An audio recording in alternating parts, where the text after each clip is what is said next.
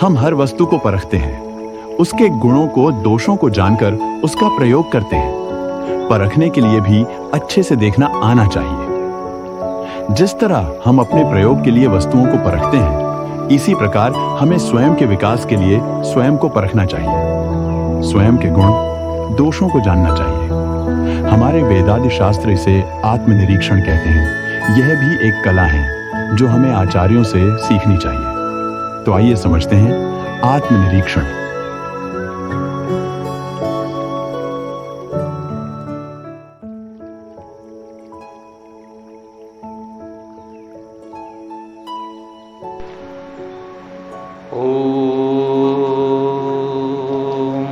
इंद्रं वर्धन्तु यप्तुरः कृण्वन्तो विश्वमार्यम् अपक्नन्तो अरावणः अपक्नन्तो अरावणः अपक्नन्तो अरावणः।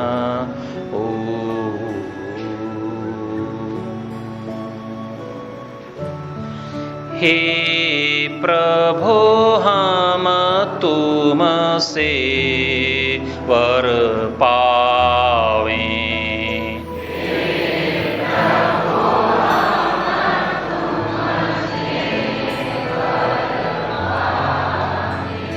सकल जगत को श्रेष्ठ बनावे।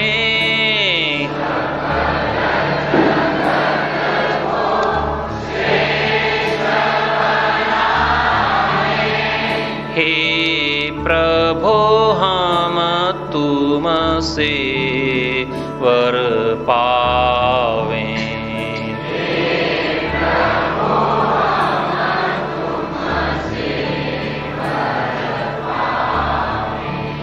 फैले सुख संपत्ति फैलावे।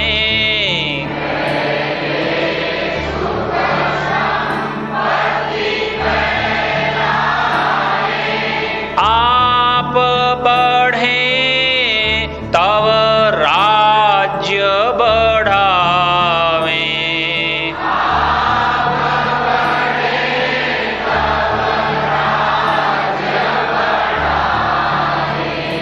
हे प्रभो हम तुमसे वर पावें।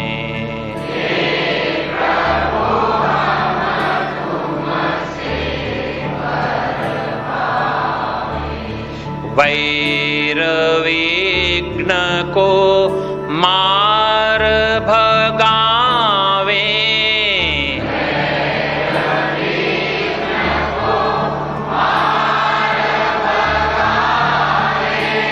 प्रीति नीति की रीति चलावे।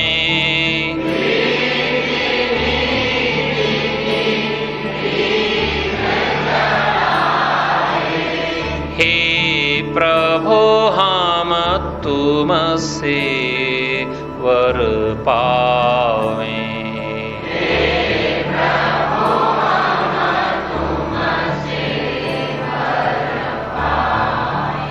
सकल जगत को श्रेष्ठ बनावे।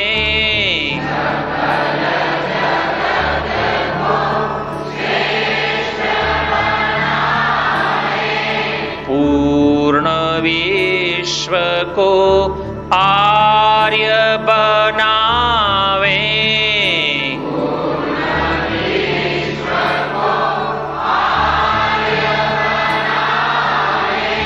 हे प्रभो हम तुमसे वर पावें।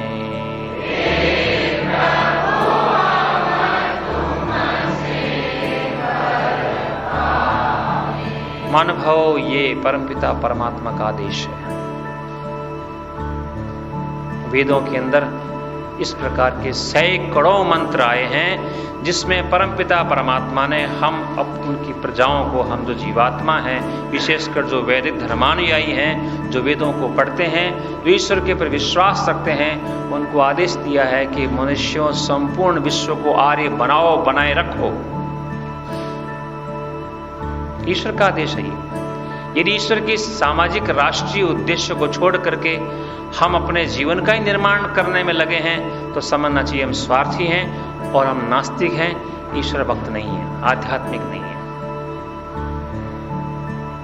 हमें विचार करना है व्यक्तिगत उन्नति के साथ में समाज के लिए, राष्ट्र के लिए, विश्व के क्या कर रहे हैं हम, कितना कर रहे हैं। औरों को देखें, हम भूतकाल को देखें, वर्तमान के काल को देखें, इतिहास को देखेंगे, पता चल जाएगा हमको क्यों गुलाम हुए हम।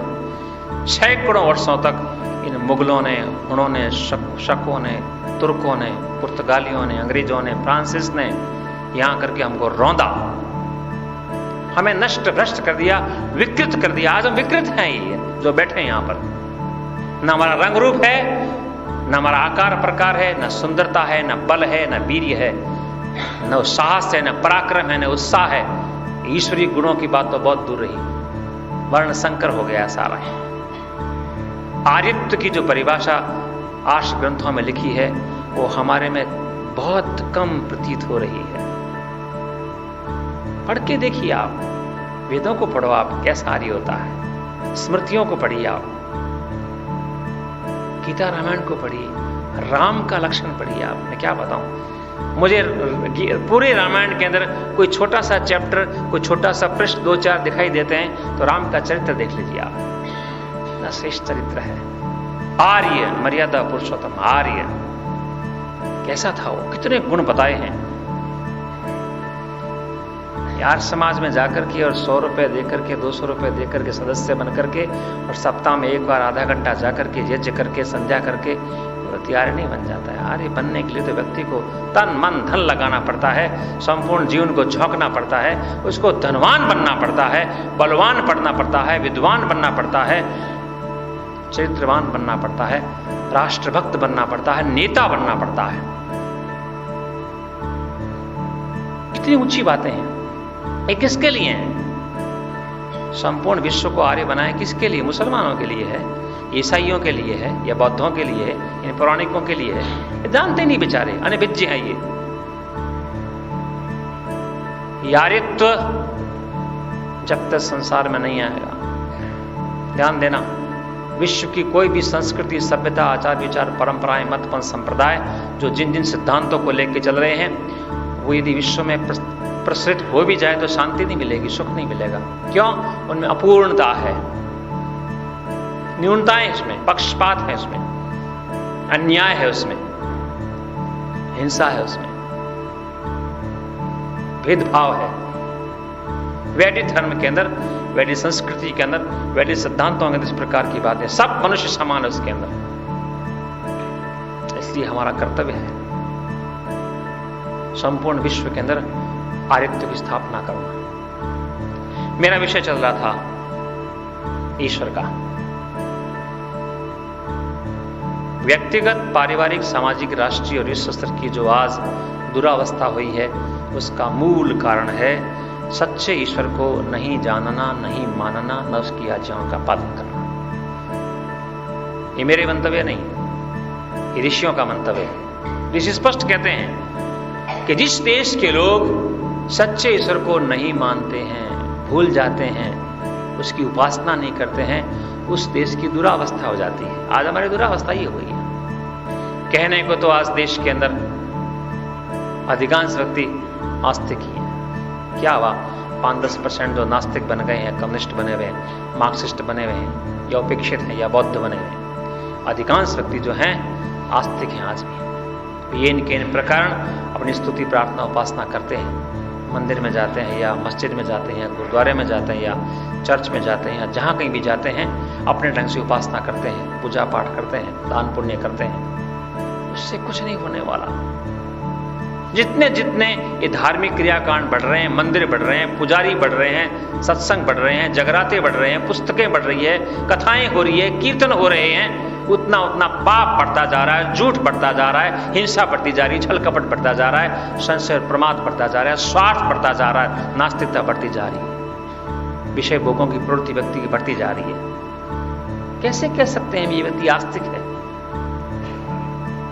आस्तिक व्यक्ति, धार्मिक व्यक्ति, ईश्वर भक्त व्यक्ति के लक्षण तो भिन्न होते हैं। संयमी होता है वो, तो तपस्वी होता है, प्रगल्भ होता है वो, साहसी होता है, पराक्रमी होता है, व्रती होता है, संकल्पी होता है वो। राज हमारी क्या स्थिति है? हमें पता ही नहीं है एक महान पुरुष कैसा होता है। सच करो, हमारा बुरा नहीं मानना आप। हमें पता ही नहीं कि आदर्श क्या होता है, एक महान पुरुष क्या होता है, एक श्रेष्ठ पुरुष कैसा होता है। उसके विचार, उसकी वाणी, उसके व्यवहार, उसकी शक्ति, उसका बल, उसका त्याग, उसकी तपस्या, उसकी विनम्रता, उसकी सरलता, उसकी सहन शक्ति, उसकी क्षमा, उसकी दया कितने ऊंचे स्तर की होती है, हमें पता ही नहीं, ना बताया गया है ना हमने पढ़ा है। देश की बात कर रहा हूं मैं, आप हो सकता है आप में से कुछ ने कुछ पढ़ा हो, लेकिन पढ़ा है तो हमारे जीवन में नहीं है। हमें इसके लिए प्रयास करना चाहिए। ऋषि ने जगह जगह कहा अपने ग्रंथों में, मैं लाया हूं प्रमाण, हमने छपाया था, सर देश में बांटा, हमारा कर्तव्य है। क्या लिखता है ऋषि?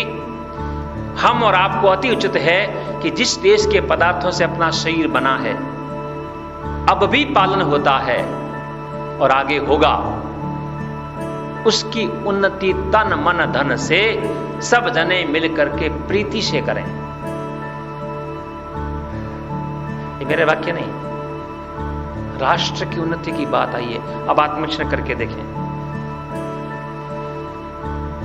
हम प्रत्यक्ष रूप से, परोक्ष को छोड़ दीजिए, गवर्नमेंट टैक्स लेती है, वेट लगा रही है, सेल टैक्स है, इनकम टैक्स है,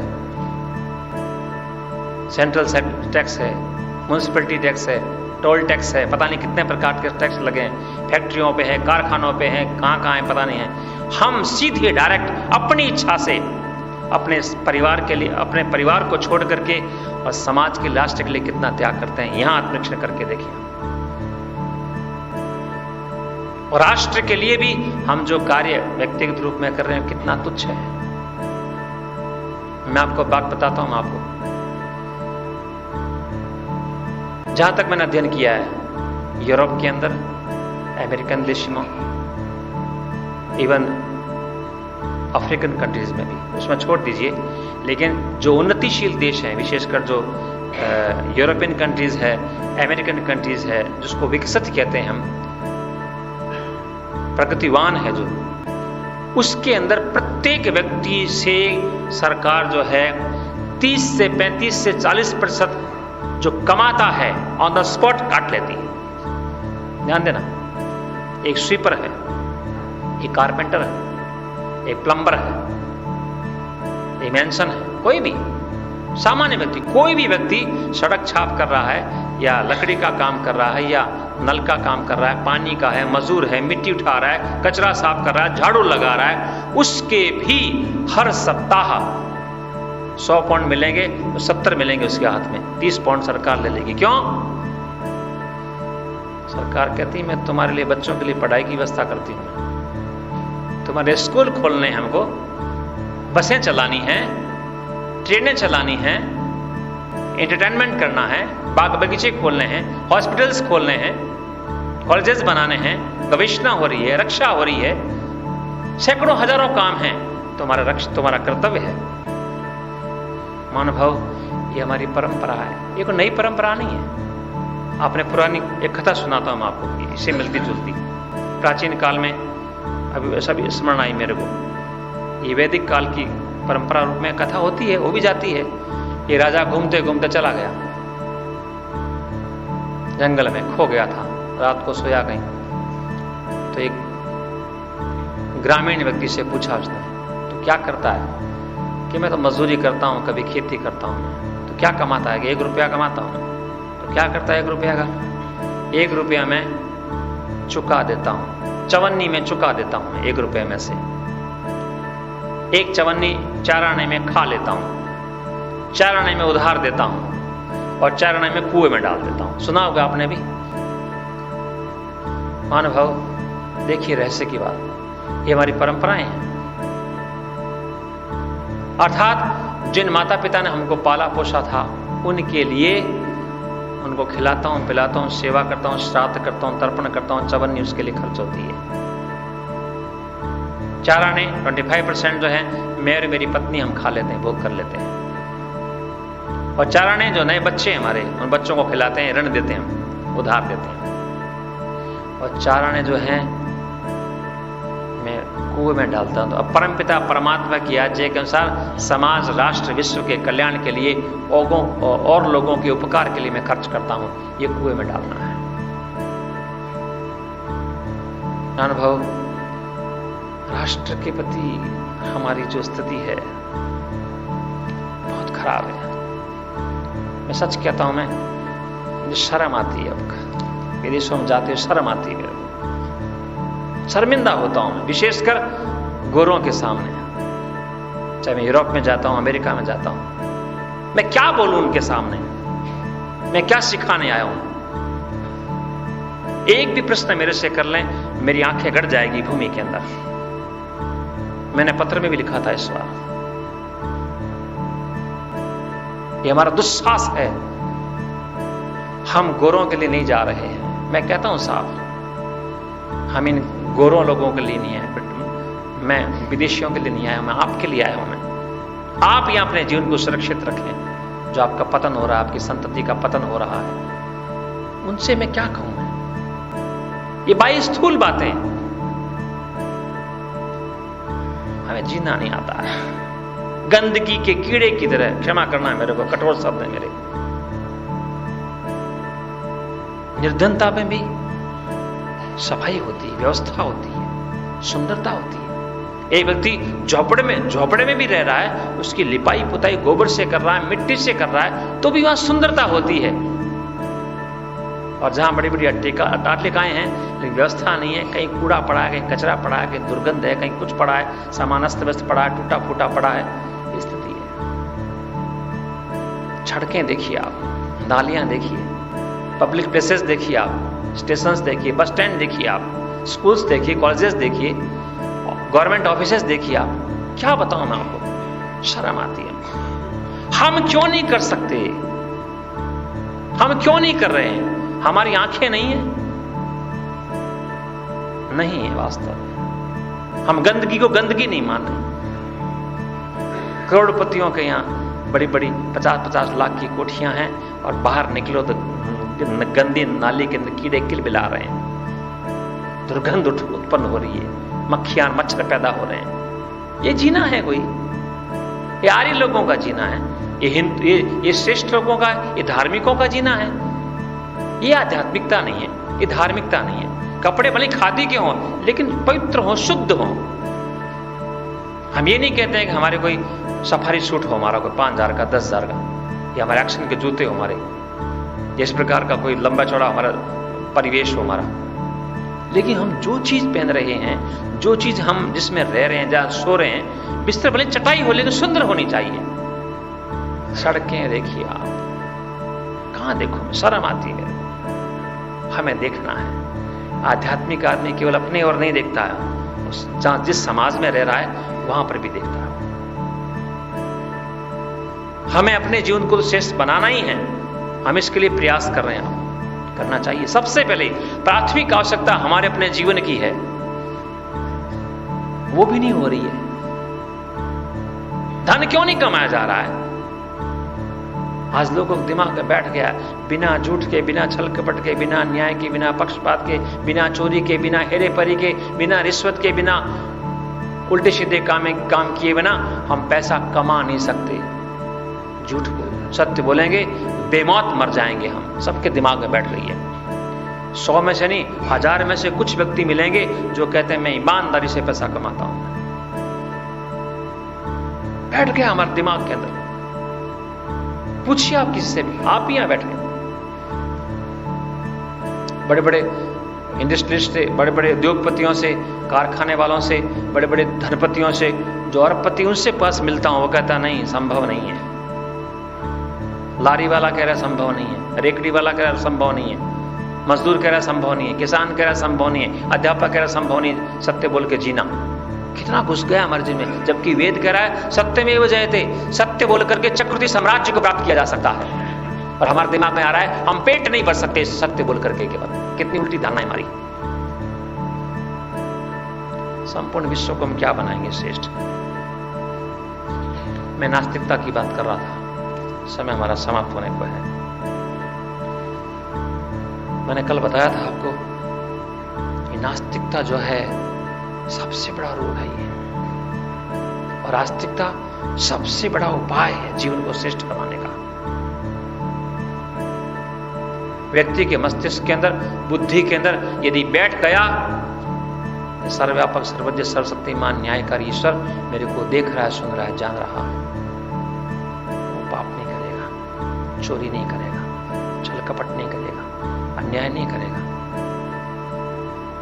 कितनी हानि क्यों न हो जाए, नष्ट क्यों ना जाए जीवन, ऐसा स्तर उसका होता है। क्यों? शरीर को तो वो नित्य मानता नहीं है, जीवात्मा को। ऋषियों का संदेश क्या है? ऋषि कहते हैं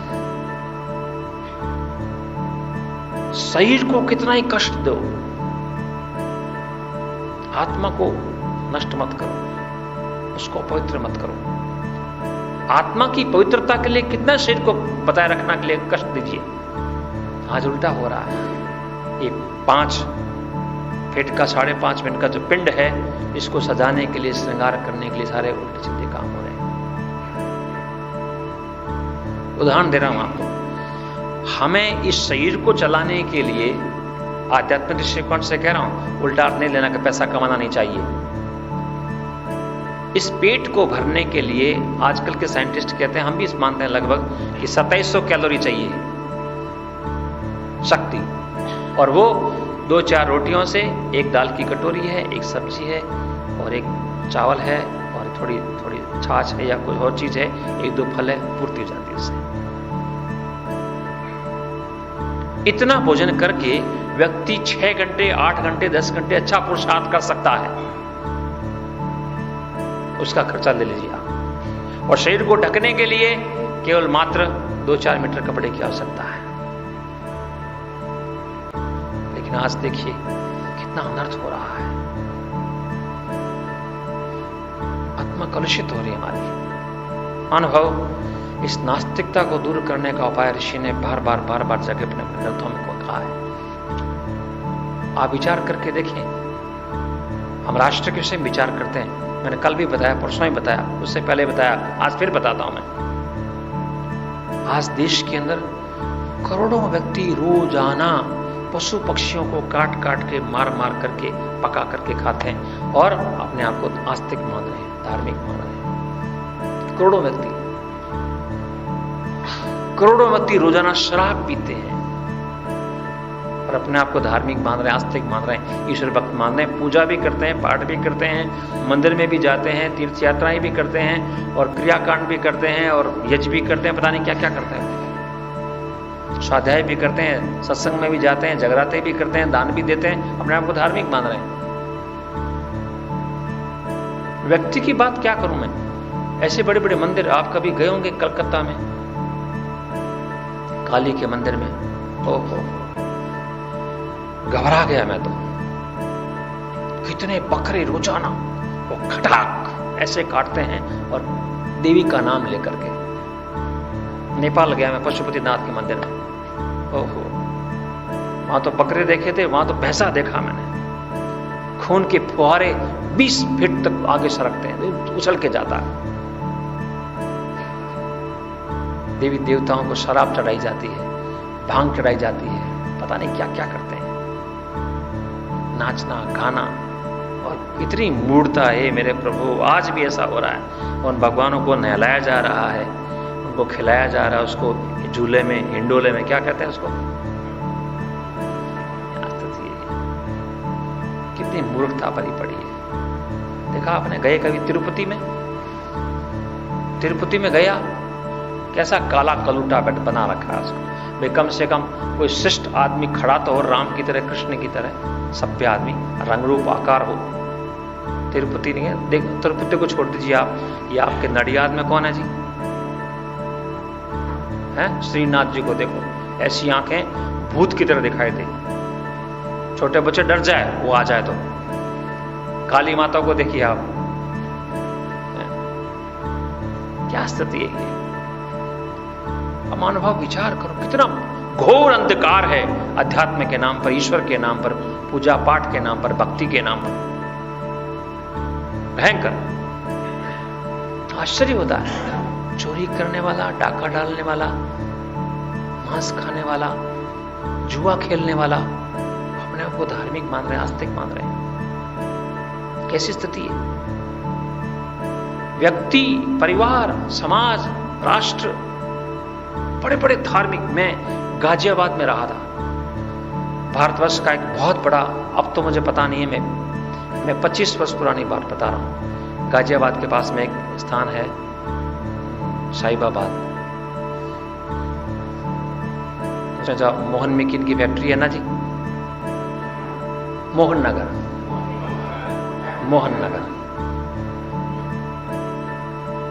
लाखों बोतलें पैदा होती है, लाखों बोतलें।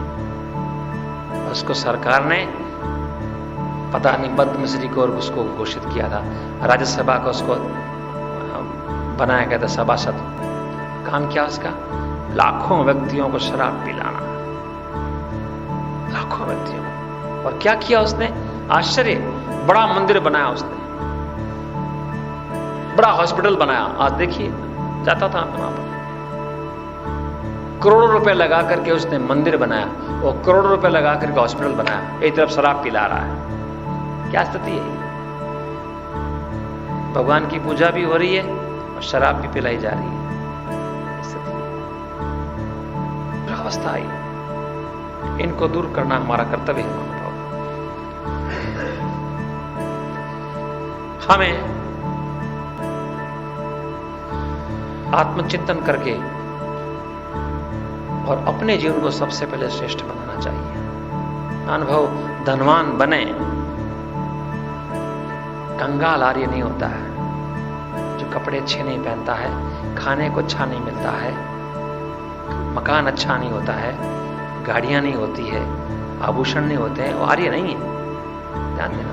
ब्राह्मणों को छोड़ दीजिए, आप सन्यासियों को छोड़ दीजिए, जो गृहस्थी है और वैश्य है, उस व्यक्ति को धनवान होना चाहिए। आर्य कंगाल नहीं होता है। घर के अंदर सोना चांदी आभूषण घी दूध फल मिष्ठान सब कुछ, अतिथि, मकान बड़ा होता, अतिथि आते हैं रोजाना। क्या स्थिति बनी हमारी? टूट गए हम। मेरी पता नहीं कैसी आंखें बन गई है इन शास्त्रों को पढ़ करके, ऋषियों के ग्रंथों को पढ़ करके, वेदों को पढ़ करके और गीता रामायण को पढ़ करके। वैदिक दिमाग बनने के बाद दिखाई दे रहा है ये हमारी क्या दुरावस्था हो गई है। ये ऐसे ही आर्य होते हैं? नहीं, ऐसा नहीं होता। टूट गए। ऐसे बीज बोए इन मुगलों ने, शकों ने, आगे चल के अंग्रेजों ने, तो बीज के आज भी अंकुरित निकल रहे हैं। और आज देखिए, आजादी से पहले 70% लोग अपने माता पिता के साथ रहते थे, 70% लोग। और आज 30% लोग रहे हैं जो माता पिता के साथ रहते हैं, वो भी गांव में। देखिए कितनी स्थिति है। टूट गए हमारे संयुक्त परिवार प्रथा, हिंदू अनडिवाइडेड फैमिली। जो संयुक्त परिवार की प्रथा थी, इसमें सुख था, परस्पर विश्वास था, प्रेम था, श्रद्धा थी, रक्षा होती थी एक दूसरे की। टूट गए आज। 100 में से वो भी गांव में व्यवस्था के कारण जो बाहर गया नहीं है, नौकरी कहीं लग रही है, वो कहीं जा रहा है, वो कहीं जा रहा है, वो कहीं जा रहा है। हमारा भोजन और भूषा के साथ साथ हमारा व्यवसाय भी पाश्चात्यकरण हो गया है। माता पिता जहां साथ नहीं है, भाई बहन साथ नहीं है, पुत्र पौत्र साथ नहीं है, मां दुखों का आघार हो जाता है। टूट गई, तोड़ा गया योजनाबद्ध रूप में। भाषा देखिए बाप, मैंने कल बताया था आपको। भाषा को देखिए आप। मुझे भी आश्चर्य से होता है, औरों को छोड़िए, देश के लोगों को देखिए आश्चर्य होता है। हम अपनी अस्मिता के प्रति गर्व नहीं रखते हैं। हम श्रेष्ठ थे, हमारे पुरुष श्रेष्ठ थे, वीर थे, बलवान थे, गंभीर थे। हमारी परंपराएं वेदों की, दर्शनों की, उपनिषद की, इतिहास की श्रेष्ठ थी, महान थी, उसके प्रति गर्व नहीं है। दूसरी बात, हम जो गुलाम हुए सैकड़ों वर्षों तक इन मुगलों के, अंग्रेजों के बीच में, और फ्रांसिस के, पुर्तगीज के जितने जितने गुलाम हुए, उसमें हमारा कितना शोषण किया गया, कितना हमको रौंदा गया, इसके विषय में हमको जान नहीं है। गुलामी के जीवन को आपने पढ़ा है? नहीं पढ़ा है। जो मुगलों ने किया, औरंगजेब ने, नादिर शाह ने, तुगलक ने, मोहम्मद गजनवी ने, औरंगजेब ने, शाहजहां ने, पता नहीं किस किस प्रकार के भयंकर अत्याचार किए उन लोगों ने। पढ़ के देखिए आप, किस प्रकार के कर लगाए गए, कितना भयभीत किया गया, गुलाम बना करके रखा गया हमको। उन बातों को हम याद नहीं कर रहे हैं, चलो छोड़िए। लेकिन जब याद नहीं करेंगे तो आगे गुलामी की स्थिति आने वाली, ध्यान देना। मैं तो भविष्यवाणी करता हूं, यदि हम नहीं चेते गुलाम बन जाएंगे हम, ध्यान देना। आज से 1400 वर्ष पहले, केवल 1400 वर्ष पहले, हमारे हिंदू संप्रदाय अधिक था उस समय, मध्यकाल में। ये शिव की और गणेश की और देवी देवताओं की, कृष्ण की, राम की ये मूर्तियां सारे देश में थी, और पाकिस्तान में थी, उसमें पाकिस्तान था ही नहीं, अफगानिस्तान में थी, आगे चल के ईरान में थी, इराक में थी, कुवैत में थी, और आगे चल करके थी। मैं इतिहास की बात बता रहा हूं आपको। हिंदू धर्म यद्यपि वैदिक धर्म से कुछ पिछड़ा हुआ है, निकृष्ट है, फिर भी हमसे मिला हुआ है। महापुरुषों को तो पूछता है, कम से कम आदर्श परंपराओं का कुछ तो पालन करता है।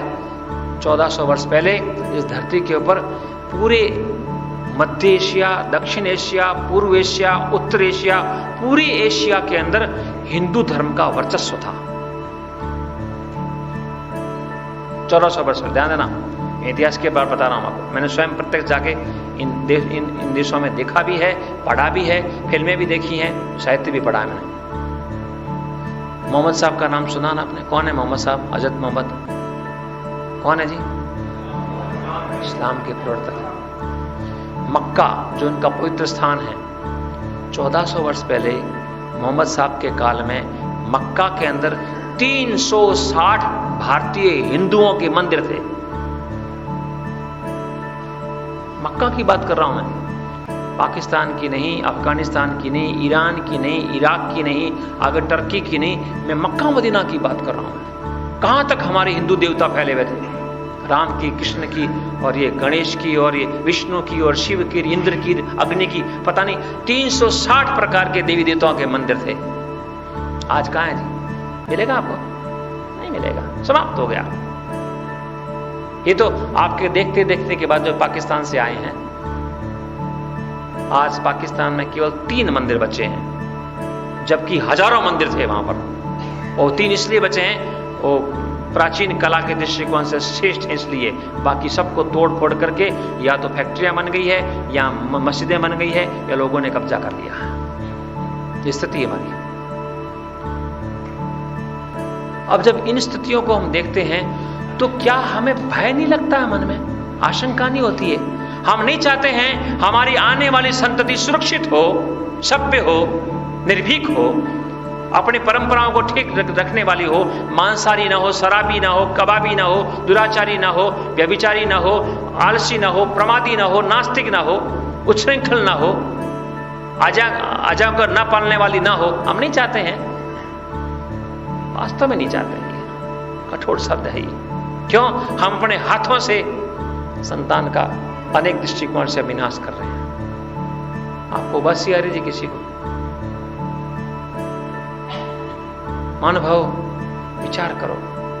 आप कल्पना नहीं कर रहे हैं, मैं कल्पना कर रहा हूं कि आज से 25 वर्ष के बाद भारत की स्थिति क्या बनेगी, नई पीढ़ी कहां जा रही है, कैसे खा रही है, कैसे पहन रही है, क्या विचार रही है, क्या बोल रही है वो। कैसे उसके विचार होंगे। यदि आपको देखना है, आप पाश्चात्य जगत में जाके देखिए, आप यूरोप में जाइए, अमेरिका में जाइए, इनको छोड़ दीजिए, बॉम्बे में जाइए, आप मिल जाएगा पता नहीं कब। कुछ नहीं है, केवल लेप लगाना, बस लाल नीले पीले कपड़े पहन लेना, बालों को सजा लेना और बस रंग रूप आकर के तितली की तरह या पता नहीं क्या किस प्रकार से बंधन कर रहना। कुछ नहीं जीवन का, न ईश्वर है, न ध्यान है, न जप है, न उपासना है, न स्वाध्याय है, न सत्संग है, न आत्मचिंतन है।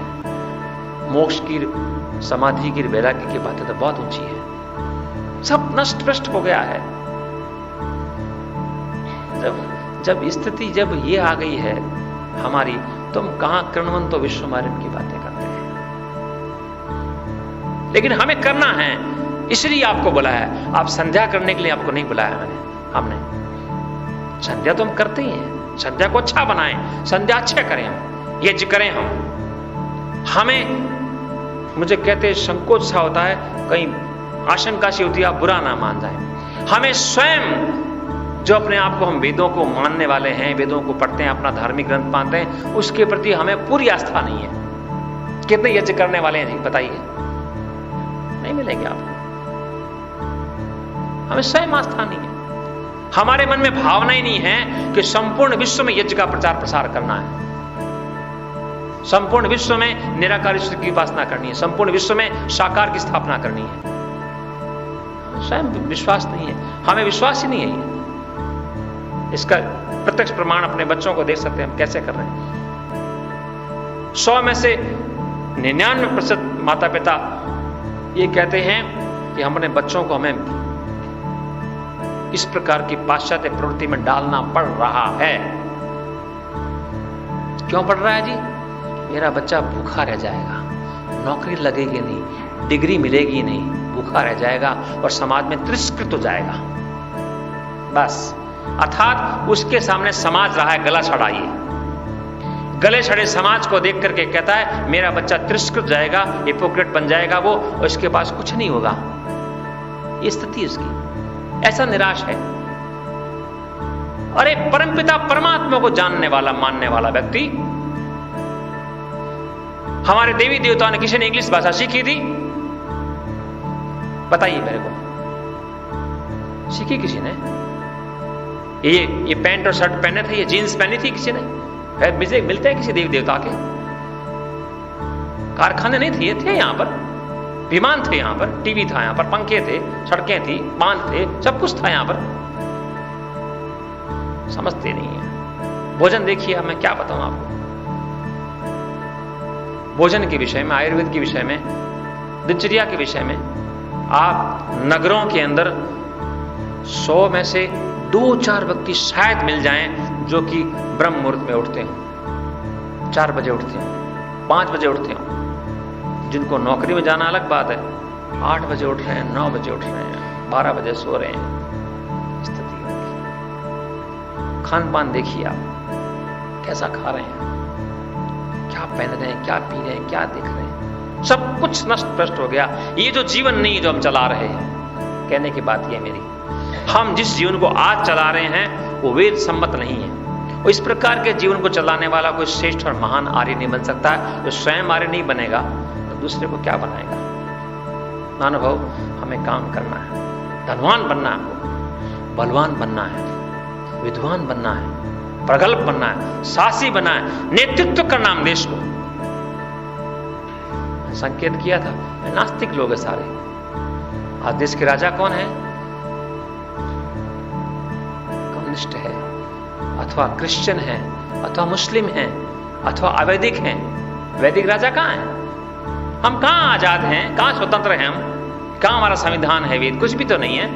और योजनाबद्ध, ध्यान देना, योजनाबद्ध रूप में इस देश की संस्कृति को, सभ्यता को, आचार विचार को, खान पान को, वेशभूषा को, चरित्र को, प्राचीन गौरवमयी परंपराओं को नष्ट किया जा रहा है। संस्कृत भाषा को नष्ट किया जा रहा है। अब देखिए, पहली बार मैंने देखा अभी दिनों में, अब तक नहीं आया था चिकन का, मछलियों का, अब तक मैंने देखा नहीं, आ गया ये मैकडोनाल्ड के माध्यम से। चिकन खाओ, बढ़िया प्रकार के आइटम बना के दिए। फिश चिप खाओ। माता जी यहां तो नहीं है इंग्लैंड वाली, ऐसा बढ़िया बना के देंगे, भूल से आपको खिला रहे पता चले ही नहीं कि क्या खा रहा हूं मैं। मछली का मांस खा रहा हूं या मुर्गे का मांस खा रहा हूं या बकरे का मांस खा रहा हूं, गाय का मांस भी खिला दे, ऐसे चतुर लोग हैं, चलाक लोग हैं। बहुत दुरावस्था है। मानव बचो, सावधान रहें। हम इतना भोला भाला चला करके जीवन को हम पापों से बच जाएं और अपने जीवन को श्रेष्ठ बना लें, संभव नहीं है। बहुत सतर्क और सावधान, खान पान में भी, वेशभूषा में भी, राष्ट्र के विषय में विचार करें। कल भी मैंने बताया, आज फिर बताने का प्रयास करता हूं। ये लोग, विदेशी लोग योजनाबद्ध रूप में हजारों लाखों करोड़ों नहीं अरबों रुपया राष्ट्र में भेज रहे हैं, हमारे व्यक्तियों को, हमारे भाइयों को जो गरीब हैं, अनाथ हैं, निर्धन हैं, उनको विधर्मी बनाने के लिए। बताइए, मैं सबकी बात कर रहा हूं, आपकी बात नहीं कर रहा हूं। यहां से कितने व्यक्तियों ने विदेशों के अंदर धन भेजा जी, हमारे बेटे धन का प्रचार हो? मिलेगा कोई आपको? आप में से भेजा किसी ने? मैं देख के आया हूं, सैकड़ों पाउंड मैंने दिए हैं, हजारों डॉलर लगाए मैंने, रेंट दिए मैंने। विश्व के अंदर जहां जहां मैं जाता हूं, देश पे 13 बार मैंने यात्राएं की है। पैसा लेता नहीं, मैं दे करके आता हूं वहां के लोगों को। जब वो अरबों खरबों रुपए यहां भेज रहे हैं तो हम क्यों नहीं दें? स्वार्थ की वृत्ति है हमारी। वो लोग जानते नहीं है, गल्फ कंट्रीज वाले, यूरोपियन कंट्रीज वाले, अमेरिकन कंट्रीज वाले, इवन अफ्रीकन कंट्रीज वाले, ऑस्ट्रेलियन कंट्रीज वाले, वो जानते नहीं यहां क्या हो रहा है, फिर भी पैसा दे रहे हैं। हमारा धर्म, हमारा मत, हमारी कुरान, हमारी बाइबल, हमारे लोग, हम बढ़े, हमारा अल्लाह बढ़े, हमारा ईसा मसीह बढ़े, दे रहे हैं, और हमारे मन में भावना ही नहीं है। बिना त्याग किए कुछ नहीं होता है मानव भाव। युद्ध करना पड़ेगा, युद्ध करना पड़ेगा। ये विरोधी, जिनको हम कुछ भी कह सकते हैं, राक्षस कहें, पिशाच कहें, वैदिक परिभाषा में दैत्य कहें, कुछ भी कहें, ये व्यक्ति हमारे विचारों के विरोधी हैं, हमारे शत्रु हैं। दूसरे दृष्टिकोण से देखा जाए तो जिनका खान पान, जिनका आचार विचार, जिनकी परंपराएं, जिनकी मान्यताएं, जिनका सिद्धांत, जिनके देवी देवता, जिनके धार्मिक ग्रंथ, जिनकी सिद्धांत बिल्कुल हमसे भिन्न है, वो हमारे शत्रु है। इनसे लड़ना पड़ेगा, और लड़ेंगे तो हमारे पास शक्ति नहीं होगी, बल नहीं होगा, वीर्य नहीं होगा, हमारे पास धन नहीं होगा, साधन नहीं होंगे, साहस नहीं होगा, पराक्रम नहीं होगा, हम परास्त होंगे, फिर गुलाम बन जाएंगे हम, और गुलामी बनाते जा रहे हैं। राजनीतिक दृष्टिकोण से मैं तो गुलाम मानता हूं अभी भी। व्यक्तिगत दृष्टिकोण से हम कहेंगे, अलग दृष्टिकोण से हम रह रहे हैं बच करके, लेकिन समूह दृष्टिकोण से हमारे पर घेरा डाला जा रहा है। भाषा को देखिए, संविधान को देखिए, शिक्षा को देखिए। मैं वेदों की एक एक चीज ला करके देखूं तो बिल्कुल शीर्षासन हो गया हमारा। हम इस विषय पे और चिंतन करेंगे। हमारा कर्तव्य है, हमारा पहला कर्तव्य अपना जीवन का निर्माण करना, लेकिन अपने जीवन का निर्माण करते रहना और दूसरे के लिए कुछ भी नहीं करना, ऐसा व्यक्ति स्वार्थी है, ऐसा व्यक्ति सामाजिक दोषी है, राष्ट्रीय दोषी, राष्ट्रघाती है वो। हमारे देखते हम दोषी नहीं है। जो आज मांसाहार फैलता जा रहा है, शराब फैलती जा रही है, नग्नता फैलती जा रही है, अश्लीलता फैलती जा रही है, हम दोषी नहीं, हम भी दोषी हैं। हम मौन बन के बैठे हैं, कुछ नहीं कर रहे हैं, तो त्याग नहीं कर रहे हैं, संगठन नहीं कर रहे हैं, और जिनके जो कर रहे हैं उनकी सहायता नहीं कर रहे हैं, हम भी दोषी हैं। हम कर नहीं सकते हैं, करवा तो सकते हैं, जो करने वालों की सहायता कर सकते हैं। बहुत पक्ष हैं जिसकी मन में भावना हो, तो भावना ही नहीं हमारे मन में। केवल यज्ञ कर लेने से और संध्या कर लेने से, स्वाध्याय करने से कोई आर्य नहीं बन जाता। मानव चक्रवर्ती साम्राज्य की स्थापना करनी है। संकल्प करें, हम जितना हमसे हो सकता है हम करेंगे, अपने जीवन का निर्माण करेंगे, आगे चल के राष्ट्र का निर्माण करेंगे। राष्ट्र तक सीमित नहीं रहेंगे, आगे चल के सारे अमेरिका में और यूरोप में और अपने अफ्रीका में, सारे विश्व के अंदर स्थापना करेंगे। आज नहीं, अगले जन्म में करेंगे हम। इतना कहकर विराम देता हूं। ओम शांति।